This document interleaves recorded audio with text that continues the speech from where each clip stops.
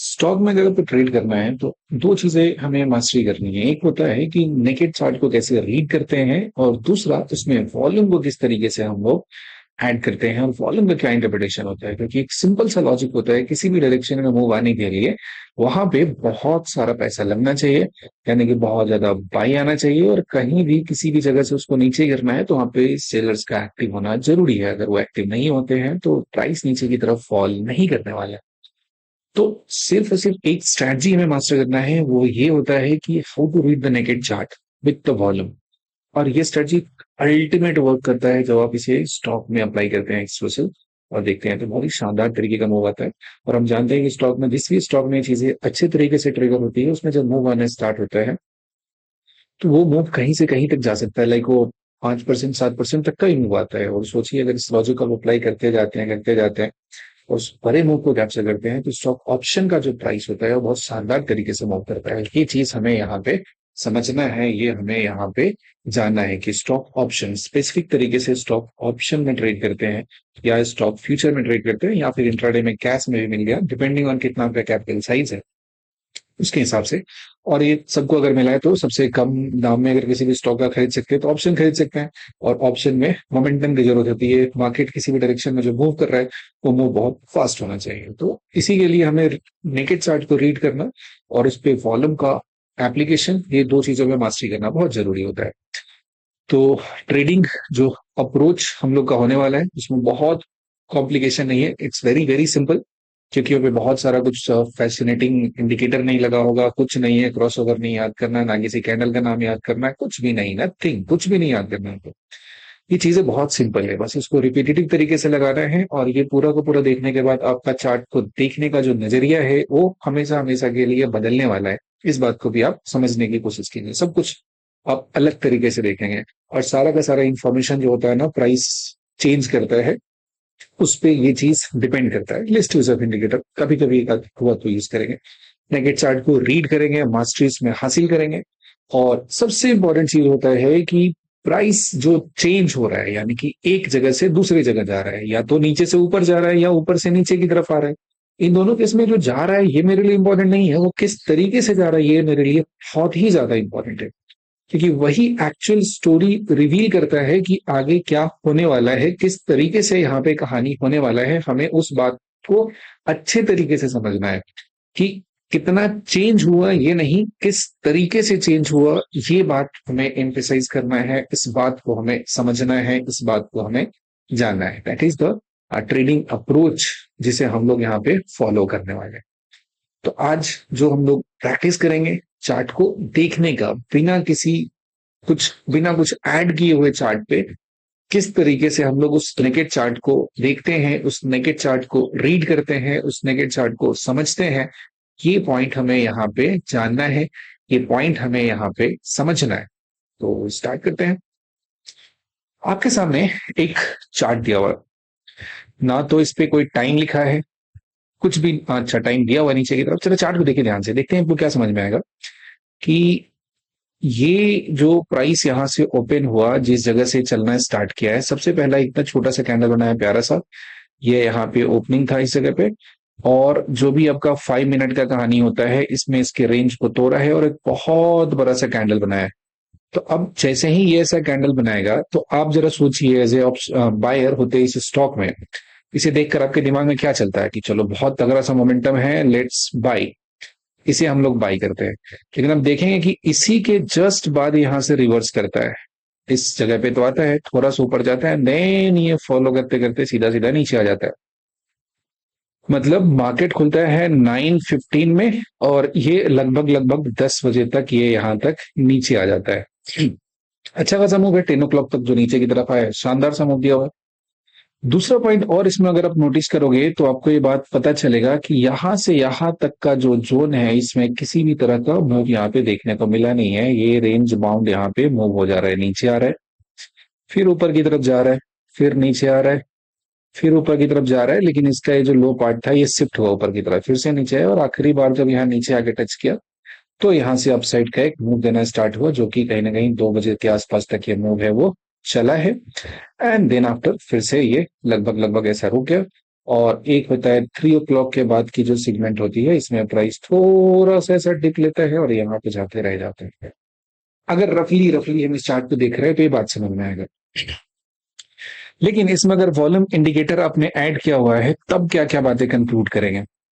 सबसे पहला बात तो ये होता है कि ये बना है एक बहुत बड़ा सा रेड कैंडल, यानी इसे हम लोग कह सकते हैं बिग रेड कैंडल। ये हमारे पास एक बिग रेड कैंडल यहाँ पे बनता हुआ नजर आया। जैसे ही इस बिग रेड कैंडल को आप देखते हैं तो आपके दिमाग में आ जाता है कि आज तो इस डे लो को तोड़ेगा, इस जगह के नीचे चला गया है, स्टॉक बहुत तगड़ा सा फॉल देगा और इसके बाद यहीं से रुक गया, ये पॉज हो गया। वॉल्यूम यहाँ पे अच्छा खासा है, आखिर ऐसा क्यों, आपके मन में सवाल आना चाहिए। ये ऊपर की तरफ मूव किया, बहुत बड़ा सा प्राइस मूव होता है और ये बहुत बड़ा सा कैंडल यहाँ नीचे से ऊपर की तरफ बनता हुआ नजर में आता है। तो जो बेसिक लॉजिक आप पढ़े हैं उसके हिसाब से कि प्राइस की अगर हम बात करते हैं और प्राइस भी किधर मूव कर रहा है, ऊपर जा रहा है, और जो वॉल्यूम दिया हुआ है ये भी किधर जा रहा है, ऊपर की तरफ जा रहा है। तो इस केस में जो भी आपका मूव होना चाहिए वो मूव तो बहुत शानदार मिलना चाहिए, लेकिन ऐसा हुआ क्या? आंसर है नो, ऐसा नहीं हो रहा है। बहुत बड़ा सा प्राइस मूव किया और ये नीचे वॉल्यूम में था तब भी नहीं है। उसके बाद यहां से चलते हैं पॉइंट ए से पॉइंट बी तक का जो रीजन है, इसे हम देखते हैं, अगर ऑब्जर्व करते हैं तो पता चलता है कि इस जगह पे जो वॉल्यूम की सीन है, ये वॉल्यूम कुछ खास है नहीं है। ये कैसा हो जा रहा है, ऑलमोस्ट ये हमारा ड्राई हो जा रहा है। तो जब ड्राई हो जा रहा है तो बिना वॉल्यूम का तो इंजन है वो चलता नहीं है। ये हमने रफली रफली बातें यहाँ पे इस चीज को हमने ड्रॉ किया है, इसे कंक्लूड किया है इस नेगेट चार्ट को देखने के बाद। साथ ही साथ इसे अगर हम डिवाइड करें, इस चार्ट को अगर हम ऐसा डिवाइड कर दें 3 हिस्सों में, इसको हम लोग बोल देते हैं ये स्मॉल ए, इसको बोलते हैं स्मॉल बी, इसको बोलते हैं स्मॉल सी। तो ये हुआ हमारा फर्स्ट हाफ का कहानी हो जा रहा है, जो कि 9:15 से लेकर 10 AM के बीच में चल रहा है। दूसरा है 10 से लेकर 1 के बीच का टाइम, इस बीच में कुछ खास मूव यहाँ पे नहीं हुआ। और दूसरा होता है थर्ड पार्ट इसका हो जा रहा है वो आफ्टर 1 PM हो जा रहा है। आफ्टर 1 PM हो जा रहा है, इसमें एक मूव देखने को मिल जा रहा है। और एक 3 बजे के बाद की कहानी है जहां पे लगभग लगभग ऐसा ही रुका हुआ है इसी जगह पे स्टैग्नेशन में। तो इस पूरे मूव को अगर 3 हिस्सों में डिवाइड करें तो ये जो फर्स्ट मूव आता है, फर्स्ट हाफ में जो मूव आता है, यानी मार्केट ओपन होने के बाद फर्स्ट 1 आवर का, इसमें कहीं ना कहीं जो उसके प्रीवियस डे का असर होता है वो मुझे देखने को मिलता है। 10 बजे से लेकर 1 बजे के बीच में होता है ये, या तो मॉर्निंग का जो मूव होता है एग्जॉस्ट हो जाता है, उसके बाद 3 पॉसिबल चीज है कि मॉर्निंग का मूव है वही कंटिन्यू रह जाए, या साइडवेज हो जाए, या रिवर्सल हो जाए। ये 3 पॉसिबिलिटी है, ये रिवर्सल हो जाए, ये साइडवेज हो जाए, या फिर डाउन साइड में ये मूव है उसको कंटिन्यू करे। सेकेंड पॉइंट होता है। और यहां तक आने के बाद फिर आफ्टर 1 PM में सेकेंड डे के लिए तैयारी होना शुरू हो जाता है, और अगले दिन जो क्या होने वाला है उसका मेजर यहाँ पे जो स्टोरी आता है वो होता है आफ्टर 3 PM आता है।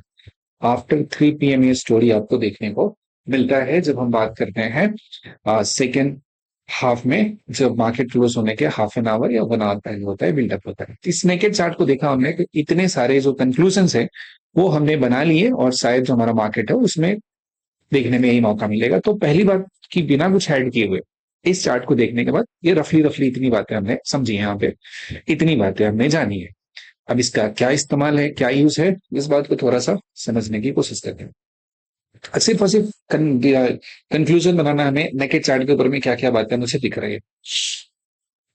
यहाँ पे देखोगे तो ये किसी दिन मार्केट ओपन हुआ था सुबह का, और इसमें धीरे धीरे प्राइस शिफ्ट किया था, इसके हाई के पास गया, थोड़ा सा डिप लगाया और यहाँ से ऊपर निकला, ठीक है, इस जगह पे। तो यहाँ पे अब लॉन्ग एंट्री भी कर देंगे, तो इसमें गया एक कैंडल, उसके बाद फिर से 5 मिनट 5 मिनट 5 मिनट 5 मिनट, यानी कि पूरे के पूरे 20 मिनट यहाँ पे रुक गया।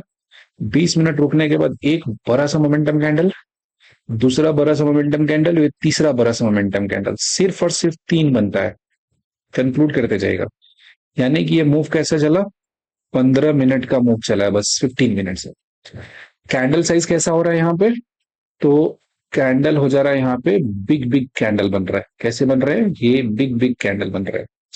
दूसरा है इस बिग कैंडल्स पे जो वॉल्यूम है, ये वॉल्यूम भी कैसा हो जा रहा है, बहुत हाई वॉल्यूम है, ये लो वॉल्यूम नहीं हो रहा है सर, हाई वॉल्यूम हो रहा है यहाँ पे, ठीक है। जब ये हाई वॉल्यूम हो रहा है तो आप देखोगे कि 3 कैंडल बनने के बाद यहाँ पे पहुंचता है, और इसके बाद प्राइस यहाँ से रिवर्स करता है थोड़े टाइम के लिए छोटे छोटे कैंडल्स में, और उसके बाद जो नेक्स्ट मूव होता है इसमें सिर्फ और सिर्फ 2 कैंडल बनाता है, थोड़ा सा चलता है और मार्केट यहीं से जाकर पलट जाता है, इसके बाद ऊपर नहीं जाता है। एंड देन आफ्टर जो नीचे की तरफ मूव आता है, ये भी कोई क्विक रिवर्सल नहीं है, यहाँ पे आता है और उसके बाद ये मोर और लेस साइडवेज हो जाता है, फिर आखिरी में थोड़ा सा गिरता है। यानी कि यहाँ पे हमने देखा कि बहुत बड़े बड़े जब कैंडल बनते हैं और उस पे जो आने वाला वॉल्यूम है ये भी बहुत ज्यादा वॉल्यूम है, तो जो मूव होता है बहुत देर तक नहीं चला, ये बहुत टाइम तक नहीं लास्ट करता है। यानी कि एक बात हमने कंक्लूड किया इस चार्ट को देखकर कि वॉल्यूम भी ज्यादा है और प्राइस मूव भी ज्यादा ज्यादा हो, बिग बिग मूव हो रहा हो, तो वो जो मूव होता है बहुत देर तक नहीं चलता है।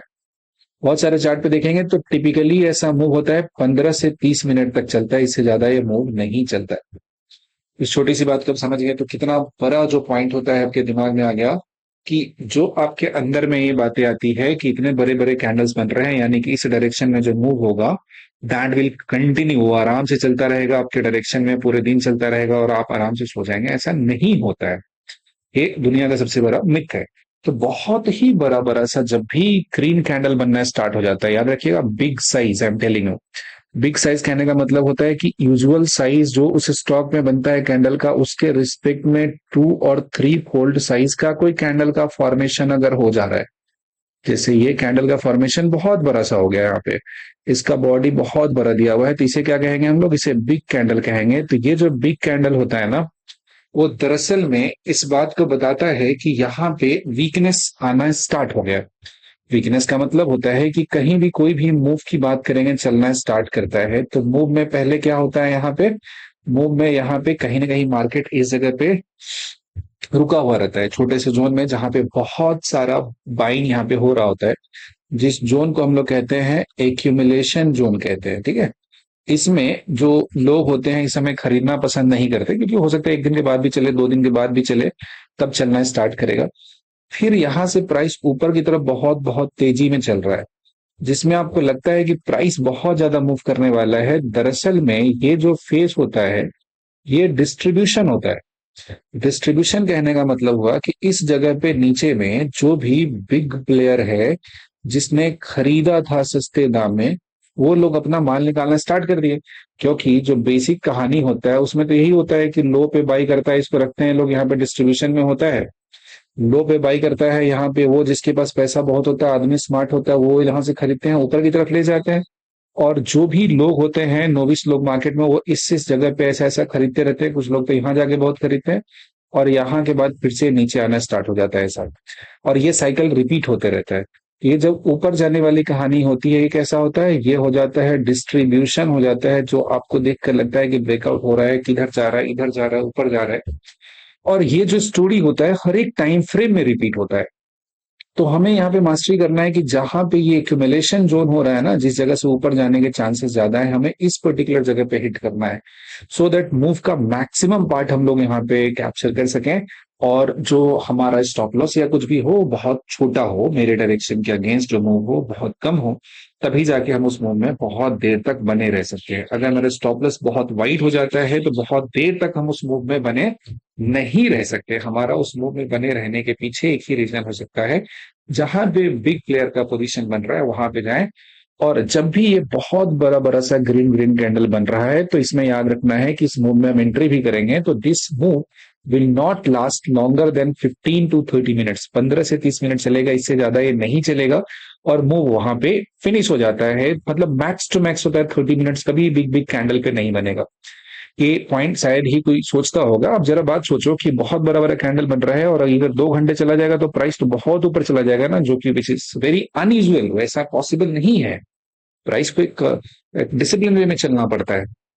तो अगर बहुत बड़े बड़े कैंडल चल रहे हैं बन रहे हैं तो उस केस में इस मूव के कंटिन्यू रहने का बहुत देर तक चांसेस है, बहुत कम है। और स्पेशली यहाँ पे अगर वॉल्यूम अच्छा खासा आ रहा है, वॉल्यूम आ रहा है इसका मतलब कि जो भी स्मार्ट बंदा है वो यहाँ से पैसा अपना निकाल रहे हैं, और यहाँ पे जो लेस ब्रेन वाले लोग हैं जो डम मनी है वो इसको खरीद रहा है। तो इस ये मूव के कंटिन्यू रहने की जो चांसेस हैं, जो पॉसिबिलिटी है वो कम है। तो हमने क्या कंक्लूड किया कि बिग बिग साइज कैंडल और बिग वॉल्यूम बनना स्टार्ट किया तो मूव 20 से 25 मिनट चलेगा, उससे ज्यादा नहीं। हम उसमें एंट्री भी लेते हैं तो टाइम से मुझे प्रॉफिट बुक करना है। जस्ट सी रफ कंक्लूजन अभी करते चलिए, आगे धीरे धीरे चीजें हैं वो अनफोल्ड होंगी, फिर आप बहुत ज्यादा कुछ सीख पाएंगे। नेक्स्ट पॉइंट आ जाता है। हमारे पास एक स्टॉक का चार्ट दिया हुआ है किसी दिन का। इसमें देखेंगे कि ओपनिंग हुआ और ओपनिंग के साथ ही ये जो